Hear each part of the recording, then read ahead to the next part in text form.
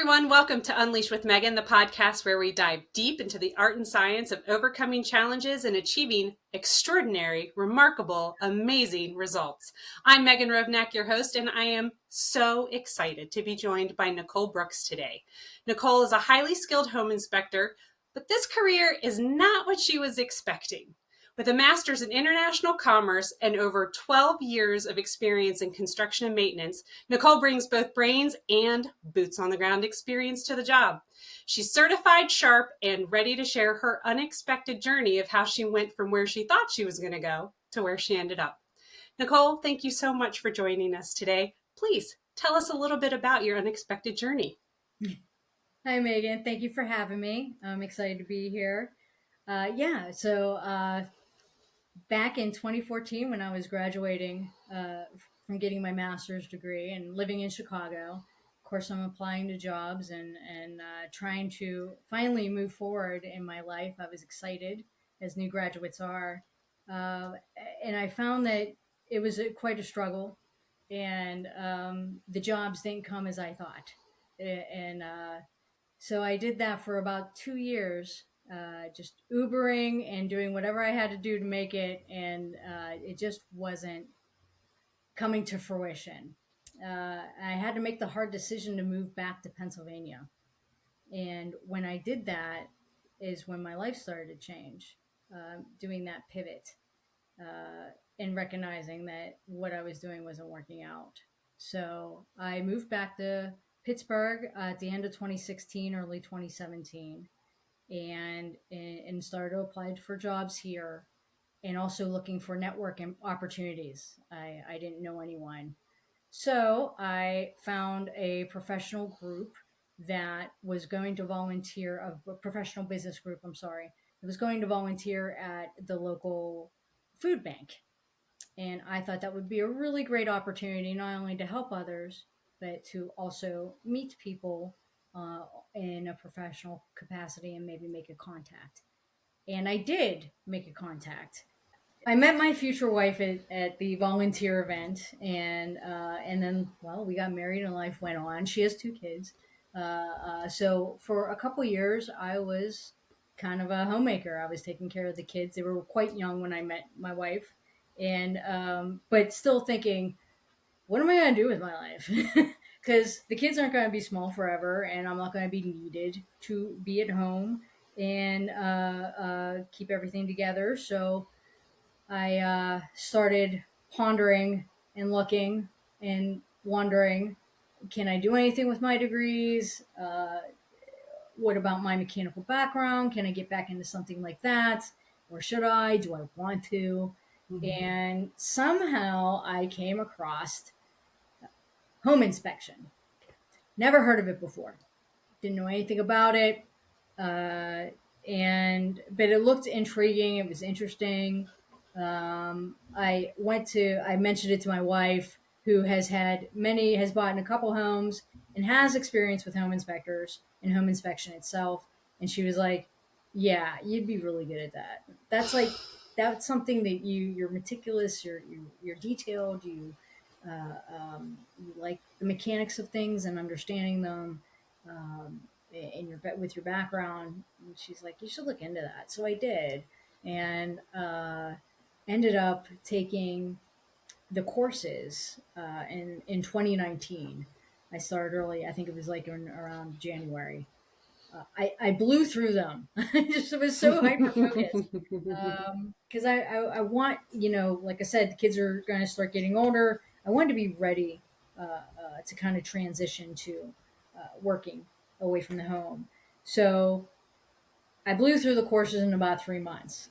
And then for about a year, I struggled to find anyone to mentor me. And that was really difficult. That is a void in our in home inspection that hopefully I'm going to try to fill, at least be open to filling. But yeah, so I blew through it. It took me about a year to find my mentor. And once I did, it was great. It was eye-opening. My mentor is awesome. I still talk to him to this day. We do collaborate on, and on home inspections if we need to help each other or if somebody needs help. So that's a good resource to have. And then here I am. Now I'm a home inspector. I really enjoyed it. I really enjoyed learning how to do it and helping people making some of the biggest financial decisions of their life, that investment. So, Yeah. So one of the things that you said in there that I want to talk about a little bit more. So one thing you noted was there's a real void of mentorship in that particular area. Were there any other challenges that you faced moving into the home inspector industry? Is it easy to do? Were you like, oh, this is super easy and it just like chugged along? Or have you faced challenges that you've had to overcome so far? the challenges, I have to say, haven't been extraordinary. And I'm grateful for that. Some of that's because I've already had a mechanical background. So understanding what I needed to do was it didn't take a long time to understand the mechanics of a home. I think, again, the biggest challenge I had was finding the support, the mentorship, finding a community in the with home inspectors. That was around the time where COVID was starting to become prevalent and had changed a lot of things. So meetings weren't occurring anymore. So it was really hard to meet other home inspectors other than the one I just met. In finding that community within the home inspectors. Now I have it, and it's great. I feel very supported. Even with people across the country, I talk to home inspectors from all over the country. We have a women's group that we talk to once a month through Internachi, which I really appreciate, and it's helpful. Not a lot of women in this, as you had mentioned earlier. So that's always. I don't feel it's challenging being a woman. I think I get a lot of surprised looks sometimes, like, "Oh, you're a home inspector, really?" Mm-hmm. And then they learn, well, I have a construction background, which you don't need, but it was helpful to do that. So you had mentioned mentoring, and I had mentioned mentoring. I currently am working with a young lady, and very happy to be doing so, about becoming a home inspector. And she's just taking her first steps. And she reaches out to me when she has questions about moving forward in doing home inspection. And she's going to move to Pittsburgh. So I believe I'm going to actually be able to have her physically go with me on the home inspections, and I can cultivate, her learning process. We can do that together. I'm excited about that. That'll be fantastic. Yay. Good. Yeah. So when you were making this very big decision, right? So you're like, okay, I finished school and things are just not going as I expected. And you have to make this big decision to move. What was that like? And what were some of the factors that went into making that decision? It was awful. I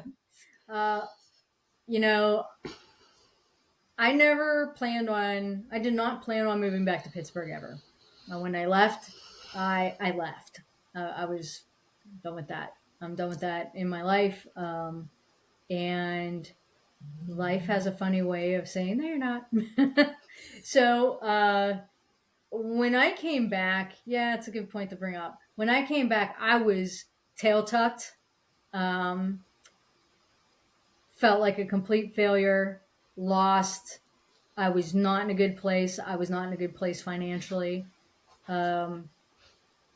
I didn't know how. I was already, before I moved back, I was already rationing food. I was already not driving to places. I would bike around Chicago to get to wherever I wanted to do. A lot of my time was spent applying for work and going to the gym, because I would allow myself that was my entertainment, was going to the gym. There's $10 gym. And I went there for 2 hours a day, and that was the excitement of my days, a lot of days. So, you can only do that for so long and say, this isn't working. The calls are not coming in, and there just doesn't seem interest. There just was no job. And I had to really just come to terms with that, and it was difficult. And so when I moved back, I wasn't happy about it at all. And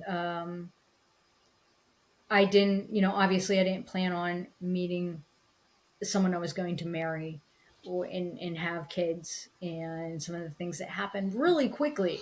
It was just, I moved back and things started to fall into place. And it's just one of those times in life that you didn't know that was the right decision. You just knew you had to decide something because what you're doing isn't working. And you had to you had to pivot. And it was a painful pivot for me. I didn't plan on staying here either. And here I am. And I don't think I'm going anywhere. Yeah. Yeah. Yeah. So many times in my life in fact, I think every time I've used the word never, I've ended up having to do whatever I said I would never do, like whatever it was. So that word, I am very thoughtful with that word now. Yeah. And I can't game the system either. Like if I try to game the system with that word, nope, that doesn't work. It's when I say it unconsciously, don't even realize it has tumbled out of my mouth or through my thoughts. I don't even have to say it out loud sometimes. Almost always that seems to come back to me and be exactly the thing that I have to do. And we were talking a little bit earlier about growth only happens outside your comfort zone. And I think that the challenge that you went through, it was because you were in the wrong place and your world was going to make you as uncomfortable as it had to make you to get you to move. They talk about people getting stuck in a rut, and they get stuck in a rut, and that's literally it. Like you're physically down in a rut. So if suddenly your rut is covered with nails and uncomfortable things, then you're like, oh, it's going to be hard. I got to climb up the side of this rut, but I definitely am tired of sitting on nails. So I will climb up outside of this rut. And suddenly you look up and you're out of the rut and you're like, oh my gosh, there's this entire world out there that I couldn't see from down in my rut. Right. So when you made that decision and you did that, it seems to me, you didn't use this word, but I feel like from what you said, it had to have been part of what you experienced was, how did you remain resilient? How did you keep going? Like, what were the things that you said to yourself or that you did? So you went to the gym. That was one of your, like, I will keep doing this. What were some tools you used? So I grew up in a way that I was the only one that believed in me. And if anything was going to happen, it was because I made it happen. There's no cheerleaders, there was no support, there was no encouragement. I don't, sometimes it makes me wonder, how the hell did you end up going to college? How did I was late in life student. I was 35 when I started. Mm-hmm. It wasn't because I think I'm a genius, I need to go to college. It was, I wasn't even sure if I was going to do well. A lot of my classes I had to take, I was just talking about this. I also had to take I had to take classes that were not college credit. I had to take non-college credit English. I had to start English from scratch. I had to start my math classes from 1+1. I had to take 3 non-credited math classes before I was even allowed to take a college credited math class to get any of my degrees, by the way. I'm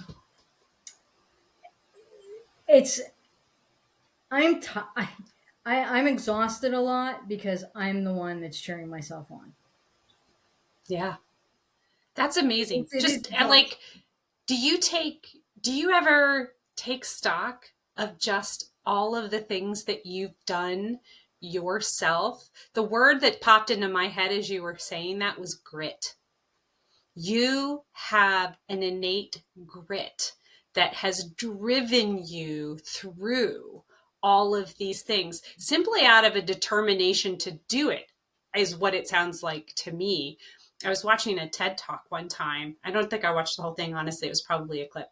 And the woman, I can't remember her name, but she'd been part of this huge study where they determined that the most successful people in life weren't the ones that were the smartest or had the best upbringing or had like, it was those that demonstrated grit. Like grit was thus the most deciding factor in the level of success and achievement that people end up having in their life. And as you were saying that, like, for people that have had, like, I'm very lucky. I had a very supportive family. Even when I made crazy decisions and just did things that were outside of the norm, they were always like, okay, sure, give it a shot. Let's see what happens. And so I just always felt like it would always be okay, no matter how it turned out.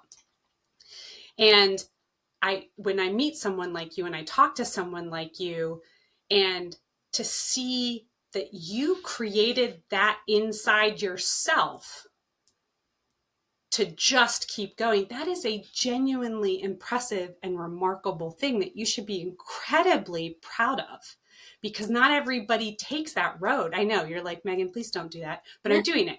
Like, you should, like, that's amazing. And I think that that is such an important lesson from what you have experienced, that I take away from what you have experienced, is what grit can get you through.